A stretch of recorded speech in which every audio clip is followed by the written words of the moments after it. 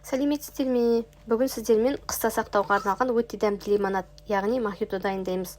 Бұл бір рецепті қыста тоңазытқышқа салып салқындатып ішсеңіз, дүкеннің сусынынан еш кем болмайды. Ендеше бірге дайындайық. Мохитоның ең басты дәмін келтіретін жаңа жиналған жалбыз. Мен оны өз бақшамнан теріп алдым. Гүлдеп кеткен бөлігін алып тастап, жас жапырағы мен жұмсақ сабағын ғана қолданамын. Келесі кезекте салқын суға ас содасын салып, лимон, апельсин және лаймды жақсылап жуып жарты сағатқа қалдырып қоямыз. Банкімізді жақсылап жуып, осылай қайнап тұрған чайнекте аузын салып қайнатып аламыз. Содан соң апельсин, лимон және лаймды ортасынан бөліп, ай тәрізді етіп, жіңішкелеп турап, банкімізге салуға барлығын дайындап қоямыз. Мен видеода көрсеткендегідей етіп турасаңыздар, өте жақсы болып және әдемі болып шығады. Апельсин мен лимонның ортасындағы дәндерін алып тастауды ұмытпаймыз.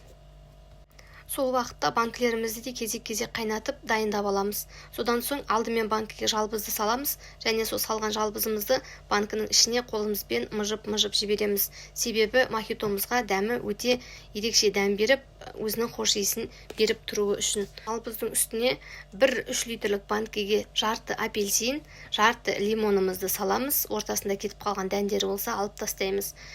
Мен бір банкіге лаймның 4/1 бөлігін ғана салдым. Егер сіздерде лайм болмаса, оны салу міндетті емес. Содан соң әр банкіге 1,5 стакан қант салып, үстіне жаңа ғана отта қайнап тұрған ыстық суды құйып 15-20 минут күтеміз.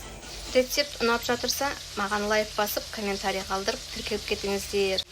Менің каналымды 99% адам тіркелмей қарайды екен. Сондықтан да жаңа ашылған каналға қолдау білдіріп кетіңіздер.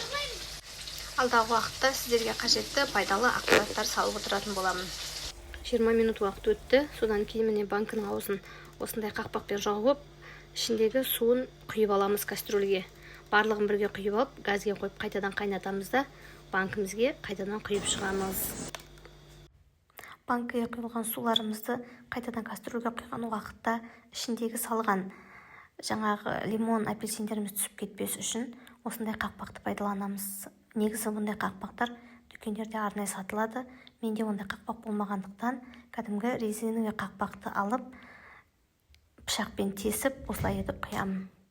Қайтадан қайнаған суды банкіге құйып болғаннан кейін банкіміздің аузын закрывалкамен жауып, жылы жерге қалың етіп орап, төңкеріп қойып қоямыз. Екінші күні банкіміздің орауын ашып, барлығының аузын қарап шығамыз. Менің банкілерімнің барлығының аузы керемет болып жабылған, ешқайсысына ауа кірмеген. Енді бұл банкілерімізді қысқа дейін көлеңке жерге, сарайға сақтайтын боламыз.